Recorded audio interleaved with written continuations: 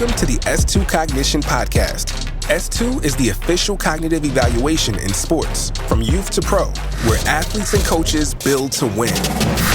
Welcome to the S2 Cognition podcast. I'm your host, Harrison Hunter, and today we're joined by John Beck, the Director of Combine Prep and NFL Development at 3D QB in Huntington Beach, California. He and his crew at 3D QB basically train half of all NFL starting quarterbacks and many high-level college football quarterbacks as well. John played in the NFL for 6 seasons before getting into private coaching with Tom House, the legendary biomechanics instructor often referred to as the Professor of Throwing. Today we dive into 3D QB's focus when it comes to developing quarterbacks on-field decision-making and his experience training the number 1 and number 2 overall picks consecutively in the 2023 NFL Draft, Bryce Young and CJ Stroud. You can follow John on Twitter at jbeck12, and we recommend you do. We have linked to his website in the description if you're interested in visiting. Are you ready to unlock your true athletic potential? Look no further than the Moffitt Method. Their personalized coaching is tailored exclusively for you because you're one of a kind. Whether it's strength, endurance, or skills you're after, they've got you covered. With a team of experts boasting a century of experience, the Moffitt Method is here to support you in and out of the gym. Life skills, character building, they're with you all the way. Constant communication, 24/7 access to your coach, and celebrations for your victories. The Moffitt Method, where you become the athlete you've always envisioned. Elevate your game, elevate your life. Join the Moffitt Method today and soar to new heights. Dive into a new era of athletic training. Visit www.themoffittmethod.fit and join the movement. Unleash your inner champion today with the Moffitt Method. To help us continue our growth, we ask that you subscribe, rate, and review our show. Enjoy John's interview. John, thanks so much for joining us today on the S2 Cognition podcast. What is your primary focus when you work with professional quarterbacks? Oh, wow, that's a kind of a question. There's a lot of answers to that one. It kind of depends on what they are looking for. A lot of the guys that come to us at 3D QB, there's usually something specific that they're going after, whether it is I want to be more accurate on certain passes, whether it's I want to understand how to maintain the highest level of efficiency in throwing. It could be right then. It could be over the course of a season. It could be guys that come saying, for whatever reason, I noticed that the jump off my hand, my deep ball, it's not quite the same weeks 13 to 17 as it is in the beginning, as I get into the playoffs. So there's a wide variety of things that we do. And then there's always those things that they discover about themselves or that we also recognize. Here's areas that we can help as well. You know, there's the mental side of the game. There's the understanding, the football IQ side of the game. Sometimes guys discover other reasons while they're working with us, like, oh, wait, time out. You guys are talking about this footwork. I've never even heard of this. I haven't had that thought before. So it's all encompassing based off of what are the specific needs of that individual. Then we tailor make whatever he needs for that progression, for the things he wants to improve on. You know, John, we've worked together for a couple of years now, but we really, have really dug into some stuff with you over the last year. It's just amazing the number of guys and the names you've worked with. What led you to get into this? What led you in to want to be just this high level quarterback coach? I mean, it seems like every name you can think of. I mean, would you have the 1 and 2 guys in the last draft head your way? What brought you there, man? Well, I think that question that you said, what made you want to be that high-level quarterback coach? If you just remove the word coach off of that, my initial endeavor was to be a great quarterback myself. That was what my dreams were made of. It's the things I was chasing after. You know, I was fortunate to play in the NFL for a while. It didn't go like I wanted, but my pursuit, kind of my process that I had, I just kind of kept that. And then I just happened to be at the right place at the right time. I was trying to improve myself as a quarterback and trying to get back into the league right at a time when some really well-known quarterbacks, Tom Brady, Drew Brees, were working with somebody that was a mentor of mine, Tom House. And he started to receive some phone calls with some people. As more people started to learn what Drew and Tom were doing, they were interested. And as those interests, became guys saying, hey, this offseason I want to get down there, it was a time when I wasn't on a team. And so Tom just gave me the opportunity saying, hey, I have requests. I haven't played quarterback. I don't know football. I know throwing. You have 6 years of professional football in the NFL. I think together we can do some really good things. And at that time, Adam Dato, who's now my partner in 3DQB, was also working underneath Tom. And so those are kind of the beginning days, the genesis of 3DQB. And I wasn't looking for it. I was looking to improve myself in all areas, whether it was physically, mentally, emotionally, all of the areas. I was just trying to improve as a player, excuse me. And I just happened to be right there. And when other quarterbacks came in, and also I should probably also say my coaches that I played for, they were interested in bringing their quarterbacks to us. So guys like Kyle Shanahan, Matt LaFleur, Sean McVay, all guys that were on that 2011 Washington Redskins staff, they knew what I was doing. And so they kind of guided their quarterbacks toward us. And then that was in conjunction with other agents finding out about us. It just all kind of funneled all these quarterbacks to us. And that grew into then the combine pre-draft training.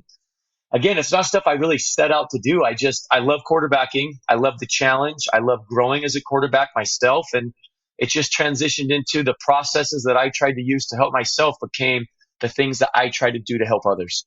Yeah, I guess we should have started there, right? You have a list of names of guys that you work with so the audience is familiar with. That probably in retrospect should have been where I started. No, it's good. I mean, current NFL quarterbacks, we can start Dak Prescott, Matt Stafford. I mean, it's kind of hard because the list is like there. I should have written them all down. Easy, John. Jalen, okay. Yeah, did you already do it? Jalen Hurts. I'm trying to think. CJ Stroud, Bryce Young, Justin Herbert, Jared Goff, Carson Wentz. Some of these guys are not currently starting. Some of these guys are playing. Like Jimmy Garoppolo. I'm trying to think. Nick Mullins. I should have a list of just the teams. That's what I should have done. We've been fortunate. I mean, I know there's guys I'm leaving out. There's for sure guys I'm leaving out. I mean, Marcus Mariota's been here. Trey Lance has been here. I don't know. You guys probably have some where you're like, hey, no, you did him. Zach Wilson. You know what I got to do? I got to back up to my like draft guys. So Zach Wilson, Tanner McKee. Yeah, that's what I should have done. Obviously, this is a hot time of year because of this preseason, and you had Bryce and CJ, and as we know, right? We were caught in the crosshairs. The media can be brutal, and you've got two young QBs trying to make a name for themselves and trying to, unfortunately having to prove I'm worth the first or second pick. What is that like for a young quarterback? Just give us, a little bit of backdrop about what these kids go through to make an NFL roster, how difficult that is, and everything that goes into it from the time this kid declares from the draft and says, hey, John, I need help, all the way to, year one, which obviously is not, I mean, Peyton Manning, has the rookie record for most interceptions, right? And so it's not easy. No, it's a big challenge. I mean, I say that there's different stories. Like you have we'll take this year, Bryce Young, CJ Stroud at two storied programs, Alabama and Ohio State. Top caliber guys, been to the Heisman Trophy ceremonies, won a Heisman Trophy.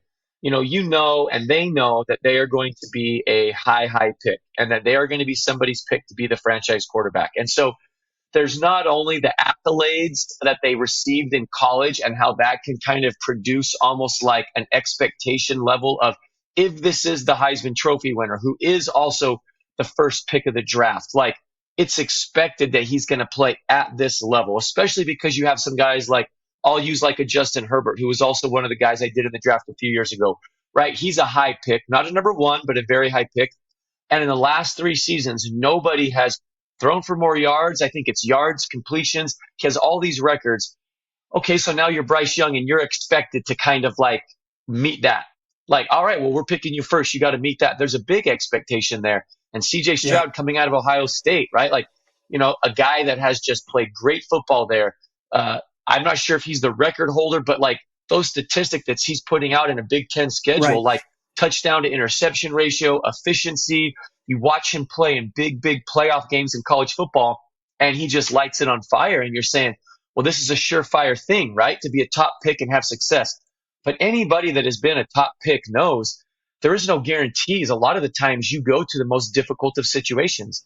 And a phrase that I use a lot when I talk about quarterbacks is situational fortune. Like, are you fortunate enough to land in a good situation? Sometimes that goes to the Brock Purdy. the last pick of the draft, and he gets to land to San Francisco 49ers. And I don't want to take any away from Brock's performances because they were outstanding.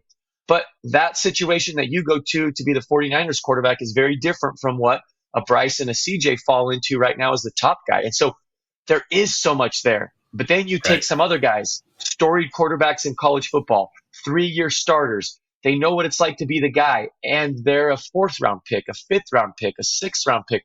Their entry to the NFL is now you are the 3rd quarterback battling in camp, hoping to make an active roster 53-man spot for the start of the season. That's also a challenge in itself. And you're wondering, wait, if I was this good in college, if I played this many years, now there's this many guys ahead of me in the NFL. It just goes to show really how competitive it is at that level. We talk about this internally just because we feel like some of the cognitive or decision-making skills align with some systems and some schemes and some fits better than others.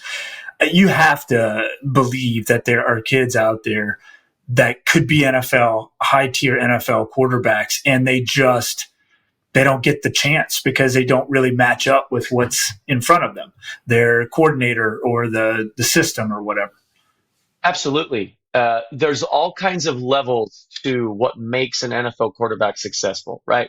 Does he possess the mental acuity? Can he process? Can he do those things? Okay, well, you have to be able to do that. Now, the physical standpoint, right? It's a physical game. It's a bigger game than college football. It's a faster game than college football. So, are you able to handle it from a physical standpoint as well? A lot of the times it's the beating that a quarterback takes. A lot of the times it's, can he process a step faster? And then you get into the decision-making process that sometimes you look at a collegiate quarterback and you say, wow, he was so good at his decision-making. What really, truly were the things that he was having to process to make those decisions? Right. Is it going to look the same at the NFL level? I know guys that the touchdown to interception ratio, the completion percentage, it's great. Well, then you get into the nitty-gritty of what they're actually having to see and process on the field. Their coordinators in college have built something that fits. Maybe whether it's their thought process patterns, maybe it's they've able to keep it simpler because that guy's going to perform better when you keep it simple. But when you start talking now an NFL schedule, NFL defensive coordinators, NFL playbook, now that player is going to feel extremely overwhelmed. And sometimes you have the guys that have both. They have the physical tools, they have the mental tools, they have what it takes. But now it goes back to that situational fortune. What do you drop them into? What is the mixture around them? You just can't drop a guy in and say, well, he's got A, B, and C. It should work. Let's just drop him into anything. Because I have been around some great coaches that they're viewed as failures, but they're great coaches, right? And maybe in a different situation, things would have taken up for them. I've seen great players at not just a quarterback position, but a lot of other positions. Does a couple things, do the chips fall a little bit their way? Because I think you kind of need a little bit of that. You just need some things to help you out, because if it's constantly an uphill battle, it is really tough to be successful in the NFL. Yeah, and it comes off the heels. I know we mentioned some of the big marquee names that you work with, John, but man, in the draft process, some of the other names that the public may not know about, but we certainly knew about, right? The guys like Jake Haener, Tanner McKee, Jared Halls that you work with. How excited are you to see them throughout this preseason process and see what they're doing on the teams that they've been playing for? It's really cool. I've watched all their games. It's been neat to see Tanner McKee play so well for the Philadelphia Eagles, right? He's somebody that maybe at the beginning of the season, some of the pre-draft guys were saying he has potential to go higher. The season plays out. Stanford's in a tough situation.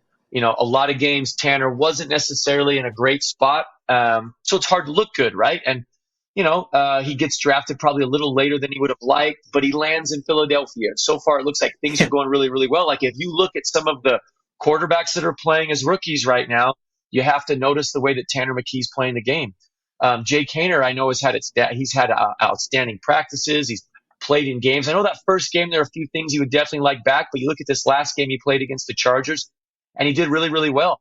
And I know Jaron Hall is going through some learning curves, some things that he's adjusting to. But when you talk about a guy that has athleticism, a guy that can process, a guy that will, when he gets enough time in the system, be able to handle that NFL playbook, it's all there.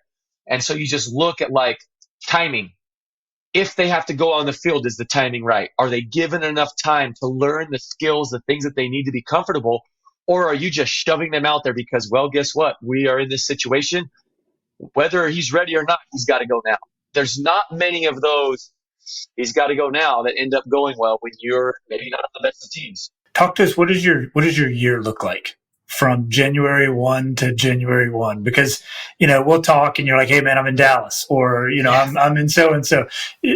How do you manage all this? I mean, it's crazy. I'm just coming out of the crazy period. You're probably referencing our texts back and forth, right? Like, when can we set this up? And I'm like, I'm in Atlanta. I'm in Dallas. I'm in Provo. Yeah. I'm all John, over. can you just record on a plane? Would that be possible?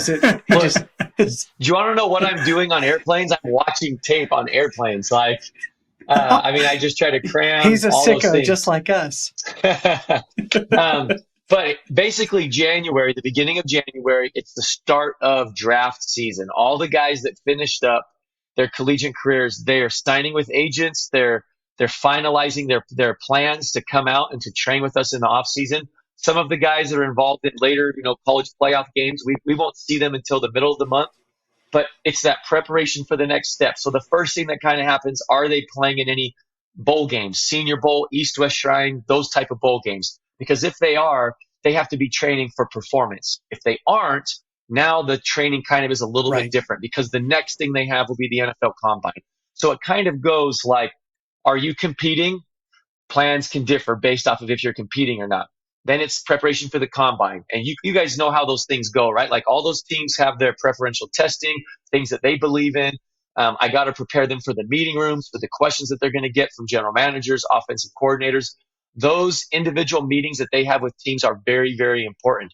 We dive into their tape. I have individual sessions with every quarterback of like, let's sit down and let's talk me through your system that you're running in college. Talk me through what you're going through. Talk me through how your week of preparation goes. I have to figure out, what are you doing as a college player? How does that align to you at the professional level? What have you had to handle? What's been on your plate? Has it been protections? Have you had to change things in the run game? Do you have mic points in the run game? Is your protections, like, at what level are they? Like, how much is really being asked of you? Schemes. Are we talking about full progression reads? Are we talking about, like, based off of middle of the field open, middle of the field close? Like, what concepts are new to you? What concepts do you know stone cold? All those things are going to come up in conversations that they have with NFL teams, whether it's through the Zoom meetings they have with the quarterback coach, a scout, an offensive coordinator, or whether it's they sit down in the meeting and hand the guy a pen and say, you're up, draw me up blank. And now they got to draw, right? Or they're going to watch tape. Talk me through this. Talk me through your decision right here. So it's really trying to gauge where they at compared to where I know they're going to need to be as a rookie in the NFL. Then you work on those things. And then it's when March hits, that's when pro days start happening. We put together the pro day scripts, their workouts. You start preparing them for those meetings that they have if they're traveling to the NFL team's location, or if somebody's coming there to put them through an individual workout.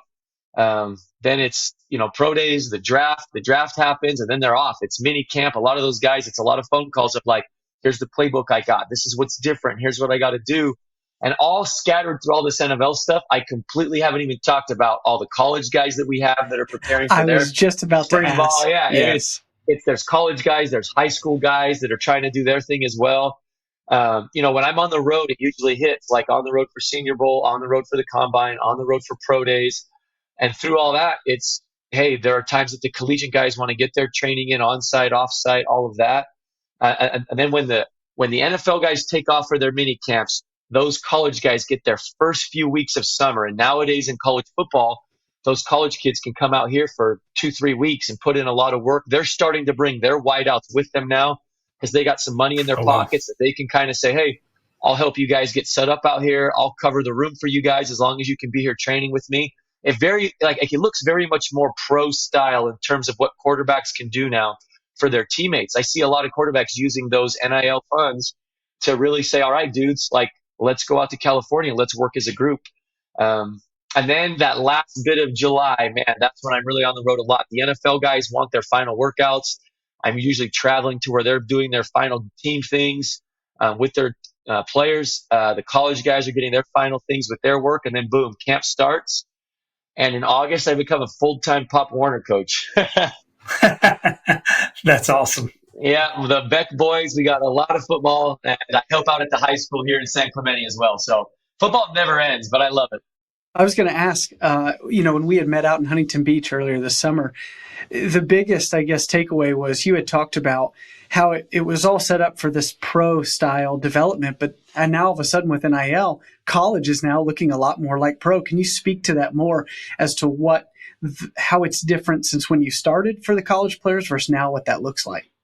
Yeah, well, the college players have to have a way to be able to pay for the training themselves, right? So a lot of the times, I'm just going to say what it is. It was the boys that came from wealthier families, right? The parents that had the means to be able to cover the training.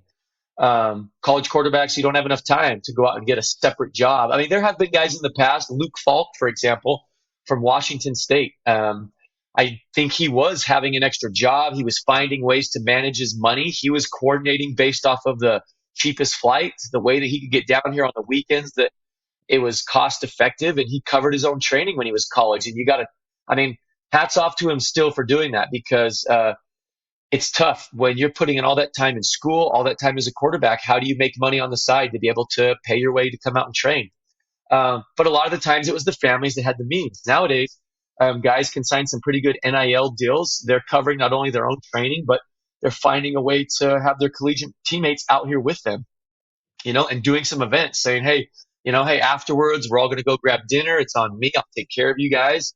And that's definitely was only in the pro ranks before NIL. There was no way a college kid, I mean, how could you ever, come out to California, Right. grab a hotel, put your teammates up, and go out and grab some dinners? Most of the time, the college guys, it was, hey, my buddy's sleeping on my aunt's couch because I'm in my niece's room, and we're going and grabbing in and out at night. It's not like that anymore. So, what are some ways that you've seen coaching change since you played in the league? You had 6 years of time. Yeah. How have you seen the quarterback position and coaching change since your time? Well, I think that there's more of a trend towards what does this guy already do well? What will he be comfortable with? Let's tailor the offense for him. When I entered the league, it was, this is our system. This is what we do and how we do it. And you now have to start to put the work in to do it our way. And a lot of the times you were shown tape of, here are the quarterbacks that we've had that have been successful in this system. And so here's what you need to learn how to do.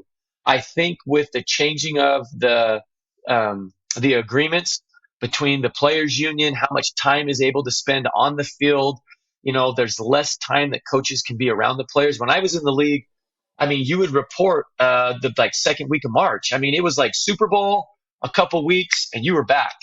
And the coaches, I mean, I can remember my second season being on the field probably 4 times a week, middle of January on, with the new staff, because it was like, we did not pick you. You weren't our draft pick. We need to figure out if we're going to keep you. So you're trying to prove yourself to these people that weren't in the building when you played your rookie year. And when they said, come to the building and throw, you went to the building and threw. So it was January, and we're filming throws and training. It's not like that anymore. So now coaches, you hear them saying, man, I get so little time with my players. It's so important that we have a relationship with where they're training in the off season, the people that they're training with, so we can kind of fuse together this thing of what they understand, what we need them to understand, what they're comfortable with in the passing game.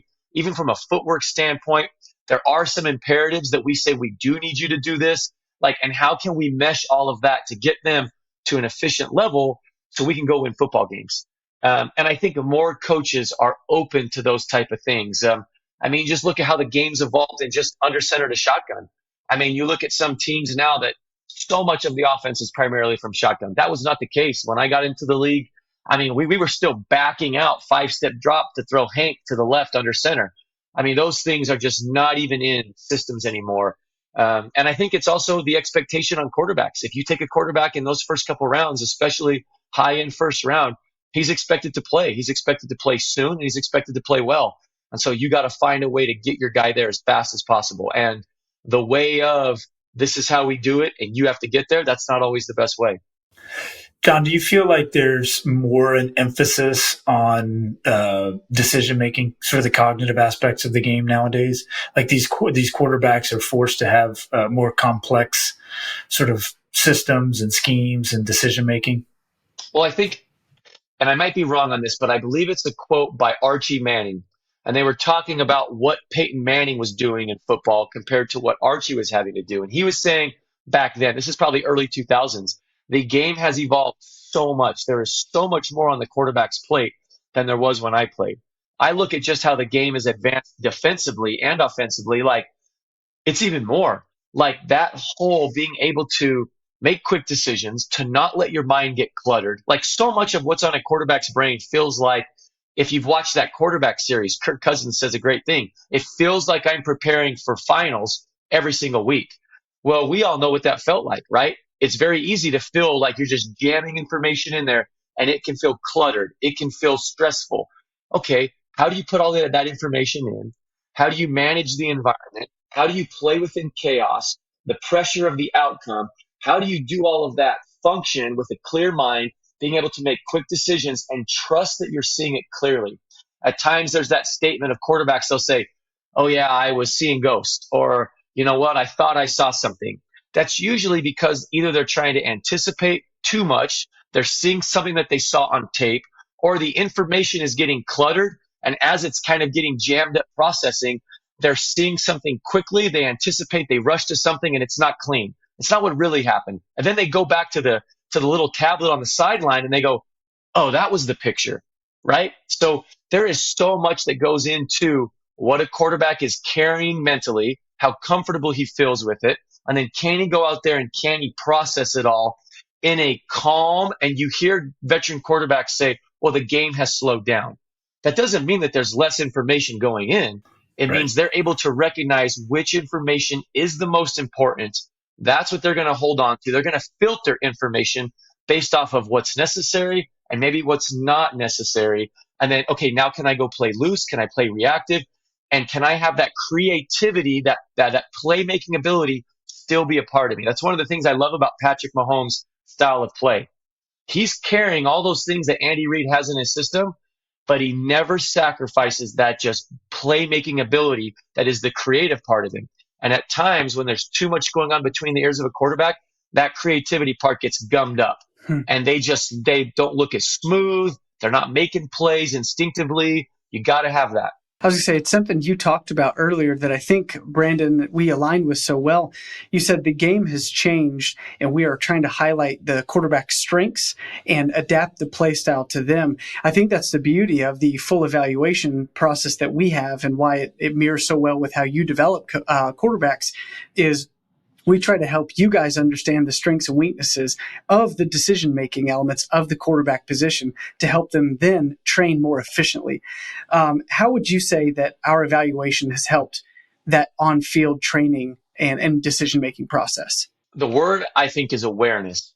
When a player can become more aware of himself and a coach can become more aware of the player, now you're able to put much different plans in place to help the player succeed. It's no longer a guessing game, right? Like, I would probably say, as coaches spent more time with players, let's go like an old model, right? You draft a quarterback high, first couple rounds. You don't want to put him on the field early. I still think that there's some benefits to that. Like, I look at some guys' situations, man, giving them some time to learn the game as well as the coach's time to learn him, it really helps. But like we said earlier, that's not always the luxury you have nowadays. So much nowadays is about getting the guy in the field. But if a coach can spend time around a guy, he can understand what he can process well, what's too much. Oh, man, I put too much on his plate this week. Oh, wow, look how well he played as we simplified some things, and I kept his reads specific to his capabilities. I cannot ask him to do all of these things. Let's say if I have a certain play, and I'm going to say, okay, hey, based off of this coverage, we want to start the progression here, and it's going to go here to here to here. But if I get now this coverage, I want to actually go the other side of the field. You'll find your way through the progression back to the check down against that. But now, if I get this pressure look, now we got to change the protection. I want to block ourselves up. I don't like if they're going to bring that pressure, it's going to be, let's say, a man pressure. I don't like the scheme. So now let's get out of that play totally. Let's get to a new play. And that's going to be on you now to go there based off of, you're getting the pressure versus that coverage go here. So now you have two coverage reads. You have a protection issue that he has to block himself up, and based off of the protection issue, he's now going to get to a new play. Some guys can handle that. Some guys can't handle it. Do I know if I have a guy capable of that? Or am I going to learn the hard way by him stumbling through that in practice, but I need him to do it in a game? It doesn't work in the game. We're getting frustrated. The player feels like he's failing because for some reason it feels like he's overloaded, overwhelmed. They go and they sit in the meeting room afterwards. The coach is trying to figure out, how can we help you play better? The quarterback deep down inside is feeling like, dude, I'm going through all my study habits. I'm doing everything that I can. I'm giving my 100% effort, but it feels like crap. This is just a lot, right? Okay, but what if we can avoid all of those things and say, I understand I was probably asking one to two too many things of that guy. So here's how I'm going to help you by understanding you. That's where I feel like the information, like we've talked about, is so pivotal in not only quarterback development, but setting up a game plan of success for that quarterback. Yeah. Glad you talked about that, because that's where we see what we do as a value, not a number or not a, scouting number or things like that. So appreciate you talking about that. I think, and we've talked about this before, the outcome of a play, oftentimes the quarterback gets beat up on decision. Right. He made a bad decision when it was the outcome, but we don't oftentimes know what all went into that. Right. I mean, we've heard receivers making mistakes. We've heard, defenders giving a different look or whatever. And it's not really necessarily a poor decision by the quarterback. It's the outcome was poor. Do you feel like quarterbacks often get a bad rap for being poor decision makers when it's not really their decision that's poor? It could be on other elements in the game. Yeah, I mean, I think, look, I've sat in quarterback meeting rooms where you watch the quarterback play, you're going over the tape, and you're like, man, this guy played a really good game, made sound decisions, knew what he was doing, executed the game plan really, really well, took some good chances, because to win in the NFL, you got to take some chances. There has to be some risk involved. And so sometimes what looks like a poor outcome, sometimes that was that calculated risk that just didn't really go their way. Sometimes when you are trying to play the anticipation game in the offense and you are anticipating the receiver a certain way, you're seeing it a certain way, and sometimes that ball comes out, and once that ball's out of your hand, the rest is out of your control. So, hey, does that guy slip a little bit? I was anticipating the safety doing this. He didn't quite do that. I tell people, at times it is impossible to see every single thing on the field clearly.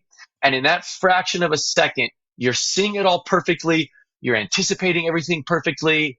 That rarely happens. A lot of the times it's based off of what you know.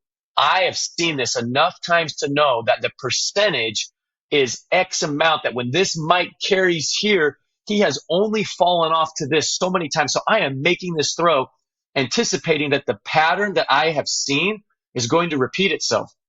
Well, sometimes the pattern doesn't, and I think sometimes the best quarterbacks are the ones that have so much experience that they have this little thing that they've put together of, I understand the patterns. I can see the puzzles going together, and then I can play the percentages so well of what is on my side, what's not on my side.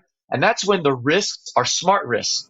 And sometimes it doesn't work out. I mean, why do a bunch of Hall of Fame quarterbacks have a bunch of interceptions? Because they're taking those calculated risks, and sometimes it doesn't work out. And then, there's also the emotional side of the game. Most of these guys are extremely, extremely competitive, and they do not want to walk off that field not having reached the goal of winning. And there are times in game that some decisions can be emotional decisions because they're trying to win, right? They're trying to come back. They're down by 10. They're trying to make something happen. Or at times they're a little bit too safe because they don't want to have a turnover. It's very simple as a quarterback to fall into the trap of avoiding a little bit because I don't want a turnover.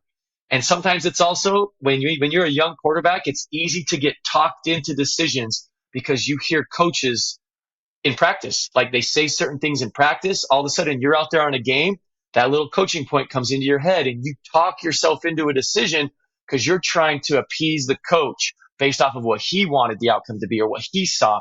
And then you make a throw and you're like, crap, I just freaking talked myself into that. That was stupid. So there's so many things that go into it. Yeah, I appreciate you articulating that far better than the scientist articulating that. That's exactly the probabilities. And you and I have spent some time talking about that, on how quickly some quarterbacks can just pick up on those probabilities. Every time, the safety, his hip angle is here. This is generally what happens. And they play those odds. And that's what goes in. You just said it really well. That's what goes into the decision, that the outcome looked like it was a bad decision, but he made that decision based on information that, okay, the 4 previous times I saw his shoulders here and his hip angle here. This was the look I got. So I made the throw, and it just didn't work out that time. And so rookies are going to, and these early kids are just having a lot of that, trying to build up the percentages, trying to build up the mental template and representations for what's going to happen. Yeah, I tell guys, hey, look, you may have learned this lesson from this situation in the college game. And I'm not taking away from you the fact that you didn't learn that, but you're going to have to relearn at times the very same lesson, but in an NFL way. Because of the capabilities of NFL players, NFL defenses. You may have been accustomed to making a certain throw versus a certain coverage with a certain look. That may not be the exact same now at the NFL level. So you kind of have to relearn the NFL thing. I know so many guys that they're looking at shoulder posture. They're looking at feet. They're looking at where that guy is at in relation to landmarks on the field, the numbers, the alley, the half, the sideline, the depth, all these things, right? Do I have a guy that's tilted? His depth is a little deeper than another. Once those routes start, the probability of me being able to throw this one, I've seen this enough to know if they're staggered at that depth, I can take it, right? Well, then you get a young quarterback and he looks a little indecisive in his first mini camp or in his first few OTAs, right? And the coaches are saying, hey, just trust it. He's not at the point yet of trusting it because he hasn't had those experiences. And then here's the other thing about nature. There are some quarterbacks that it is just their nature to jump into a practice with a new team, cut the ball loose. And they're going to learn by cutting it loose and a defender making a great break on it, getting it batted down, and then being like, okay, I'm going to learn from that. Other guys, their characteristic or their makeup is to kind of hesitate a little bit, maybe go to the safer throw, and then watch the tape and say, oh, I could have let that one fly. Right? It's just there's differences to guys, and you got to know that as a coach going in, like, which is the guy that's going to be an overprocessor, which is the guy that's under-processing, and he's just going to, you know what? I am not worrying about those 6 notes I just took on that play. I'm going to worry about the first one. Screw it. I'm going to go play ball based off of my instincts. Both guys have things to learn. They both do. They both got things to work on, and they got to learn it their way. If I'm a college or high school quarterback and you're trying to convince me to come work for you, if they haven't already been convinced in the first 35 minutes of this episode, what would you tell me to come work with you to further my career? First off, I would say for us, usually we have found that there is a certain type of person, right? You have to be hungry enough to push through bumps. Our field is not a come and show me how great you are. We're going to clap our hands and be like, you're great. Like, that's not what it is. Like, we try to push guys. We try to find the areas for those gains, right? And sometimes it can be uncomfortable. Sometimes guys can get frustrated during the process, and we have to have those talks of like, look, this is part of it. This is part of the process. There is struggle involved. You got to be very hungry. You got to be very dedicated. It's the way that you approach things in life. I have found that even in my draft prep with guys, I've had some great experiences with some guys. I've had some okay experiences with some guys. A lot of it comes down to them. I don't think that there's like some magic formula that like only we possess or anything like that. Like, there's a lot of good coaches out there. I believe that information nowadays, there's a lot of great information in a lot of places, and a lot of guys are doing good stuff. And so to me, it's also a fit. Like, I'm not trying to claim every single quarterback across the country. Like, they're going to find guys that fit for them. And the guys that come and work with me, I hope that it's a great mesh. I hope that things can continue. Like, I have found the guys that I have started with and we stay working together over a long period of time, those are the ones that usually grow the most. They have the best experience. They remain hungry. And my coaching style fits the things that like they want to, that like where they want to improve. Like, I feel like I have a unique style based off of my experience as a player, based off of my schooling. The mental side means a ton for me. When I finished in the NFL, I went back to school for like 5 years. I mean, I never would have guessed that crap. Like that was, when I went to college, I was a athlete student. Athlete. I'm just going to be Yep. honest. Hey, you got to be Oh, a yeah. student athlete. I was an athlete student. And so if somebody would have said, you're going to go back to school, I'd have been like, there's no chance. But with the NFL's programs, the PA did a program, the NFL did a program. I took advantage of them. They were great. And I went back and I got 2 master's degrees, performance psychology, sport performance. And I love it. I love that education that I got. I continually love learning. And so I try to take everything that I'm continually learning and work with my quarterbacks in that way. And I have a lot of guys that, I mean, literally right before you guys, I was on with the quarterback a Zoom meeting. He just won the starting job at a university. He's going to be going into his first collegiate start. I love that stuff. And the way to get a hold of us, train3dqb.com. My partners, Adam Dato, Taylor Kelly, our coaching staff. I mean, we work tirelessly to be the very best that we can be. We try to not get, consumed with the competition of things. Like, we feel very fortunate to have worked with the quarterbacks we've worked with. Some of them are Hall of Famers and they're retired, and it was an amazing experience. We're currently working with some guys that are probably going to be Hall of Famers, and we have some college guys that are great. They're going to be great for the NFL. They've been working like crazy, and I'm so excited for the college season to kick off. And we got some young bucks that are high school guys that are the next wave of the NCAA's great quarterbacks. And so we just try to focus on us. We all love what we do. We love getting opportunity to meet guys like you guys to say, how can we work together? How can we get better at what we do by listening to the things that you guys have and the information that you can have? Something that we pride ourselves on is we do not want to stay stagnant in the information that we have and the things that we're working on. We are always trying to look for ways to improve. And that's why I love all the things that you guys have brought to the table in the quarterback game, because it's going to help quarterbacks. It's going to help coaches. I love our discussions. And, that's why hopping on a podcast like this and talking about quarterbacks and the mental side, it's great. It's great for the game. It's great for quarterbacks, and it's great for coaches. Well, we appreciate that, man. Before we get to Harrison's wrap up here, one thing that has not changed in the quarterback game since the beginning of time is looking for the next best quarterback.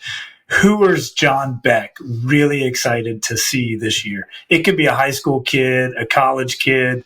We know all of your NFL studs. Who are you excited to watch outside of the Beck Pop Warner team? Oh man, you took away my answer. You took away the oh my gosh. That's so tough because look, in my heart of hearts, there's no way I can give just one. Like, I am so excited to see how this NFL season plays out. Like, there's so many guys, even guys that aren't starters. Like, I'm excited to see Zach Wilson. I feel like I am watching games that is reminding me of Zach. Like, the dude that came out of college, the guy that, look, it was a challenging situation. And I think it's going to be a great thing that Zach is going through all of this. What that holds in the future, if it's with the Jets, if it's I don't know any of that. But he is going to grow so much. I've loved watching his game.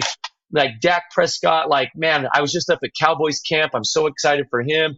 There's so many things. These rookies that we got. Like, I'm excited to see Bryce. I'm excited to see CJ. I'm excited to see all those guys. I know some backup guys that man, they have worked their tail off. I spent so much time with them this summer. And if something happens to the starter, they're going to be so ready to go in there and play. The college side, our month of May, we had so many college guys out here putting in so much work. I can't wait for some of these guys. There's no way in my heart of hearts, I have so much invested in so many of these guys. My car drives.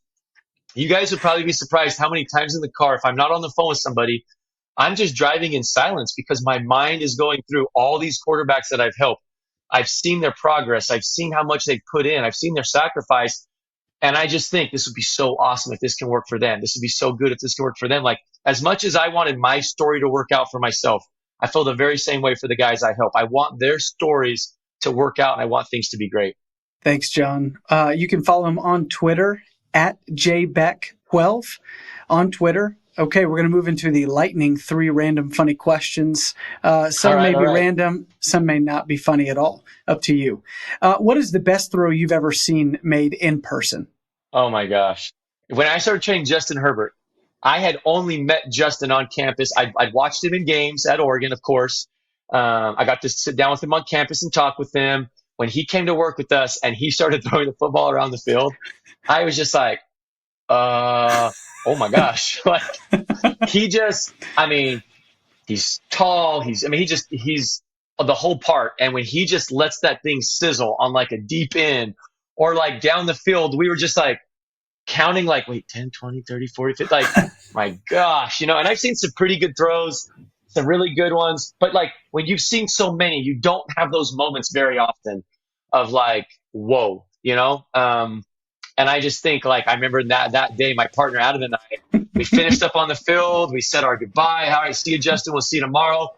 And like as we walked up to the office, we were both just like, bro, like that was legit. It's Hercules throwing a football, right? Yeah, that's what it looked like. If you could go back and change one element of your professional career, what would you change? Man, you know what? I probably would just. You know what I could do? Just take me, who I am right now, and go back, put my hand on that version of myself, and just be like, look, dude, I know how hard you're trying to do all of these things correctly.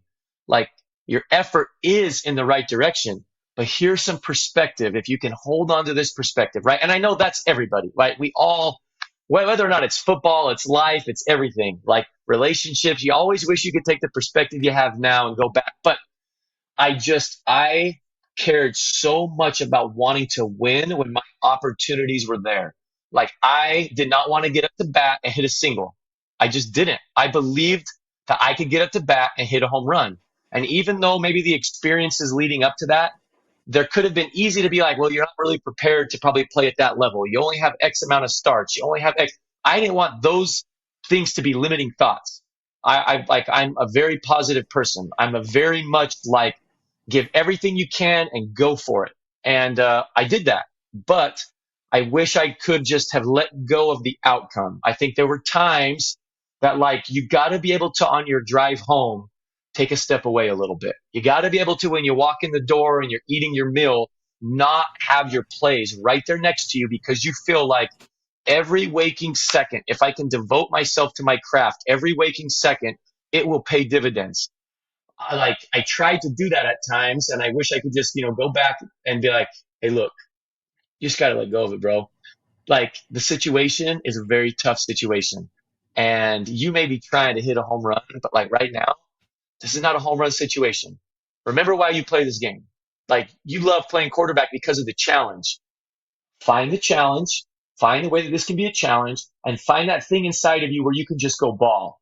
Because I look back, there's one game in particular where I just didn't have it. Yeah, I was so, if this is John, I was like over here, like just didn't have it. And in an effort to be my best, I wasn't. And I learned a lot from that, and I'm grateful. That moment is probably what sent me on the path to why I was okay going back to school, why I have a library just full of books, why I've communicated with anybody and everybody that can have good information to help a quarterback. Even though it's not me, I'm all over it, because I want all those guys that I help to just, if I can help them be prepared with perspective for their event, I think it gives them a better chance to succeed. Yeah, that's wise advice. Thanks for sharing, John. Yeah. Who is the most entertaining player you've been around? The most entertaining, as in terms of as a player, like making plays? Or are you talking about locker room? Like this dude is hilarious. This is a behind the scenes kind of question. The most entertaining guy I've ever. I mean, look, one of my most favorite teammates. This is gonna. Troy Smith. In my time in the league, Troy Smith was one of my most favorite teammates. I just feel like Troy and I had such, like, we would laugh, we would compete, but goofy stuff. Like I'm walking out to the field, it had snowed in Baltimore, whack, I get tagged by like a snowball. And it's like this dude, like he had so many funny things. He could impersonate people really well. He knew the movie Nacho Libre like the back of his hand. And like, if you're going to be like, if you're one of my buddies and you know Nacho Libre like the back of your hand, bro, we're like this. So like, and I have a lot of great college teammates. I have so many lifelong friends from my college days. But like, as we were talking about NFL stuff, that's what popped in my head. Some of my best friends for my life are my teammates, some of my offensive linemen from college. I just absolutely love those guys. and I've had a lot of laughs with them also. But in my head, I went back to all my like pro locker rooms, and I mean, the other reason why I love Troy so much is because I felt like if he and I grew up in the same neighborhood, he would have had his team that he would have been the quarterback of. I would have had my team that I'd been the quarterback of. And we would have had these like competitions at the park all the time. And whichever team lost would have gone home pissed off asking for like another game. It's just a lot of fun. That's awesome. Thanks for sharing, John. Little did you know that I am wearing my stretchy pants today. So. Here we go. You guys are not the Libre fans as well then. Thanks so much for joining us, John. Yeah, you're welcome. I was going to end with saying that's why I work so hard at quarterback, because I want my quarterbacks just to have a little taste of the glory, see what it tastes like.